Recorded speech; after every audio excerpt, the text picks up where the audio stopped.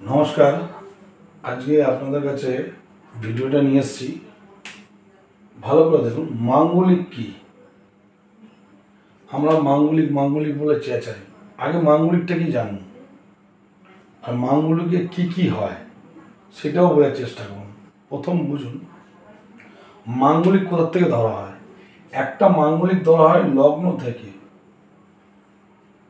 একটা মাঙ্গলিক ধরা হয় চন্দ্র থেকে।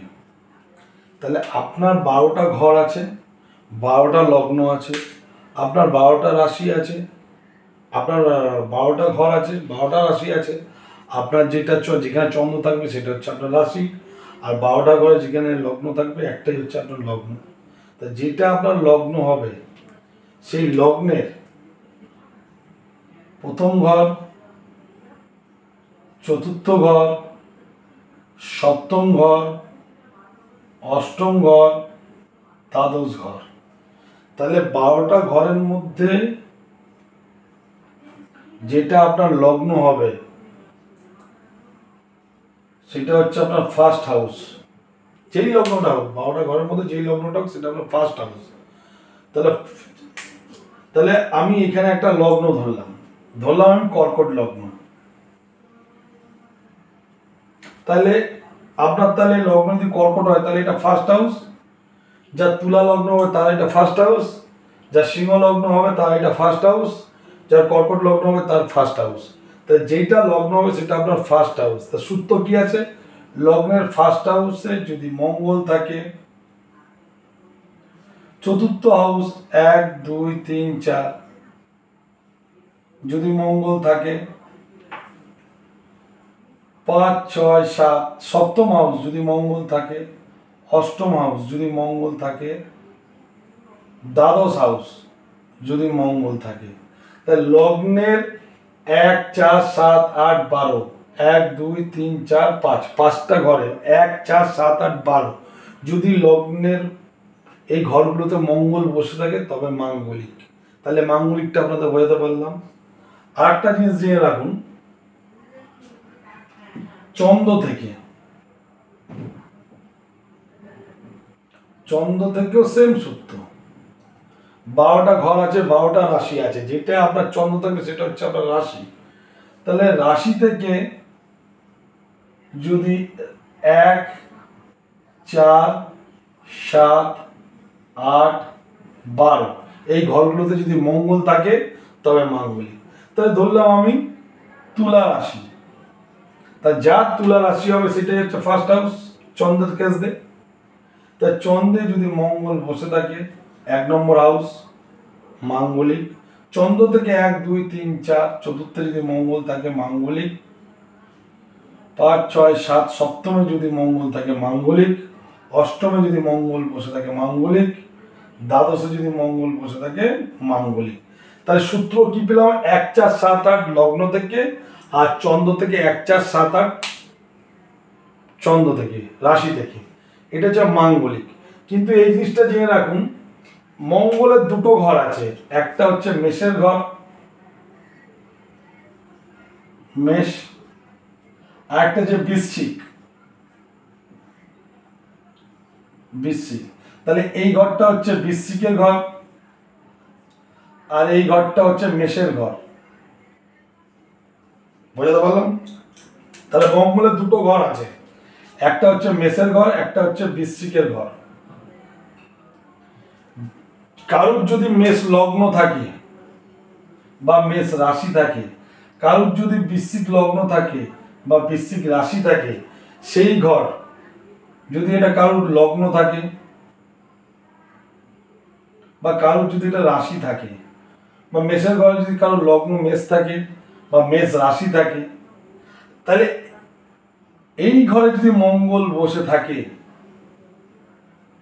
সে আপনার রাশি হোক বা লগ্ন হোক, ঠিক আছে, তাইলে মাঙ্গলিক হবে না। কিন্তু সূত্রে লেখা আছে লগ্নের প্রথম ঘরে থাকলে মঙ্গল মাঙ্গলিক, চন্দ্রের ফার্স্ট হাউসে মঙ্গল থাকলে মাঙ্গলিক। কিন্তু এইখানে মেষের ঘর আর বৃশ্চিকের ঘরে মঙ্গল থাকলে মাঙ্গলিক না। কারণটা হচ্ছে এটা মঙ্গলের নিজের ঘর, কেউ নিজের ঘর কখনো কেউ নষ্ট করে না। সেই জন্য এখানে মঙ্গল থাকলে, লগ্ন বা রাশি যদি থাকে মঙ্গল থাকলে মাঙ্গলিক হয় না, বোঝাতে পারলাম। কিন্তু মাঙ্গলিকের এফেক্ট আমাদের বিবাহ, কর্ম, বিভিন্ন জায়গায় লেগে থাকে। যদি লগ্নে মাঙ্গলিক হয় তাহলে মাথা গরম করবে, এই মাথা গরম করে সংসারে অশান্তি করে একটা সংসারের মধ্যে একটা হুলুস তুলুস ব্যাপার চলে আসে। কোনো কিছু করতে গেলে মাথা গরম করে ফেলে, যার লগ্নে মঙ্গল আছে সে যা টেম্পটেড হয়ে যায়, উত্তেজিত হয়ে বাজে কথা বলে, সেখানে কি সম্পর্কটা নষ্ট হয়। যদি চতুর্থে লগ্নের চতুর্থে যদি লগ্নের চতুর্থে যদি মঙ্গল থাকে তাহলে মানসিক শান্তি পায় না, বিবাহের পরে মানসিক শান্তি তার নেই, এবং বাড়িঘর থেকে নানা রকম প্রবলেম আসে এবং কর্মহীন হয়ে যায়, জাতক কর্মহীন হয়ে যায়। কিন্তু জাতিকার যদি চতুর্থে মঙ্গল থাকে তার কর্ম থাকবে। দেখবেন কোনো ব্যক্তির ডিভোর্স হয়ে গেলে সেই ছেলেকে দেখবেন, না সেই যে মেয়েটির সাথে বিয়ে হয়েছে সেই মেয়েটির ডিভোর্স হয়ে গেলে দেখবেন সে পরবর্তীকালে নিজের রোজগারের জন্য কোনো না কোনো কাজ করে। কিন্তু যে ব্যক্তির ডিভোর্স হয়ে যায় দেখবেন ম্যাক্সিমাম ছেলেরা ডিভোর্স হয়ে গেলে দেখবেন কোনো মন্দিরের তলায় তাস পিটাচ্ছে, সময় কাটাচ্ছে, তারা কর্মহানি হয়ে যায়। তাহলে মাঙ্গলিক কিন্তু কর্মহানিরও যোগ। তাহলে এটা মানসিক সুখ থেকে বিবাহিত জীবনে তার প্রবলেম হবে। আবার সপ্তমে যদি মাঙ্গলিক থাকে তাহলে কি হয়, অনেক সময় পার্টনারের সাথে অমিল, পার্টনার একটা বললো তার ভালো লাগলো না, সে একটা বললো, কোনো আন্ডারস্ট্যান্ডিং থাকে না, এখানেও একটা মাঙ্গলিক থাকে। অষ্টমে যদি থাকে মাঙ্গলিকটা খুব খারাপ জিনিস, কোনো সময় আন্ডারস্ট্যান্ডিং থাকবে না, সবসময় যেন এই মুহূর্তে সংসার ভেঙে যাবে, এই মুহূর্তে সংসার ভেঙে যাবে, এক্ষুনি যেন সংসার চলে যাবে, এরকম। আর দ্বাদশে যদি মাঙ্গলিক থাকে, মঙ্গল যদি থাকে, তাহলে কি হবে, সংসার চলেও যেতে পারে, কেউ মারাও যেতে পারে স্বামী স্ত্রীর মধ্যে, এই সমস্ত জিনিসগুলো আসে। কিন্তু মাঙ্গলিকটা অনেক ক্ষেত্রে বিয়ের ক্ষেত্রে এরকম জায়গায় থাকলে বিয়ে লেট হয়ে যায় বা বিয়ে করতে সমস্যা হয় মাঙ্গলিক থাকে। কিন্তু নক্ষত্র বিচার্য, যতই 1, 4, 7, 8, 12 ঘরে থাকুক না কেন, যদি ভালো নক্ষত্র পেয়ে থাকে, মিত্র নক্ষত্র পেয়ে থাকে, তাহলে মাঙ্গলিকটা অনেকটা কেটে যায়। এবং মঙ্গলে যদি শুভ গ্রহের দৃষ্টি পড়ে তাহলে মাঙ্গলিকটা অনেকটা ভালো থাকে, তাহলে কোনো ভয় নেই, ঠিক আছে। কিন্তু নক্ষত্র আর শুভ গ্রহের যদি দৃষ্টি পড়ে থাকে তাহলে অতটা ভয় নেই, হয়তো গন্ডগোল হবে, মারামারি হবে, কিন্তু সংসার টিকে যাবে। কিন্তু এই মঙ্গল যেমন ডিস্টার্বনেস, বিবাহিত জীবনে যেমন ডিস্টার্বনেস আসে, তেমন ডিভোর্সেরও কারণ হয়ে দাঁড়ায় অনেক ক্ষেত্রে। তাহলে ডিভোর্সটা কেন হয়? মাঙ্গলিক হলেই যে ডিভোর্স হবে তার কোনো মানে নেই। ডিভোর্সটা হচ্ছে 2 রকম 3 রকম ভাবে ডিভোর্স হতে পারে। তাহলে প্রথম ডিভোর্সটা হচ্ছে আপনাকে 1 + 7 + 8 + 12, এইটা যদি থাকে আপনার ছকে, যদি থাকে, তাহলে আপনার বিয়ের পর সে 3 মাস হোক আর 3 বছর পরেও আপনার সংসার লিখিতভাবে ডিভোর্স হয়ে যাবে, ঠিক আছে। আর যদি 1 + 7 + 8 + 12 + 6 থাকে, তাহলে স্বামী হলে স্ত্রী, স্ত্রী হলে স্বামী, তার মৃত্যু আছে, ঠিক আছে।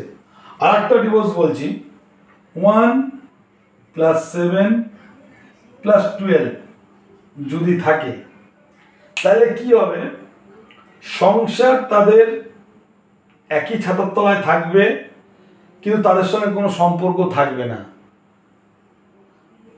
এইভাবে সারা জীবন কাটিয়ে চলে যাবে, কিন্তু কোনো সম্পর্ক থাকবে না। সেই ডিভোর্সই একই ঘরের মধ্যে একই ছাতার তলায় কারোর সাথে কারোর সম্পর্ক নাই, কিন্তু লিখিতভাবে যে ডিভোর্সটা সেটা হলো না, কিন্তু কারোর সঙ্গে কারোর সম্পর্ক রইল না, সারা জীবন এইভাবে কাটিয়ে দিল।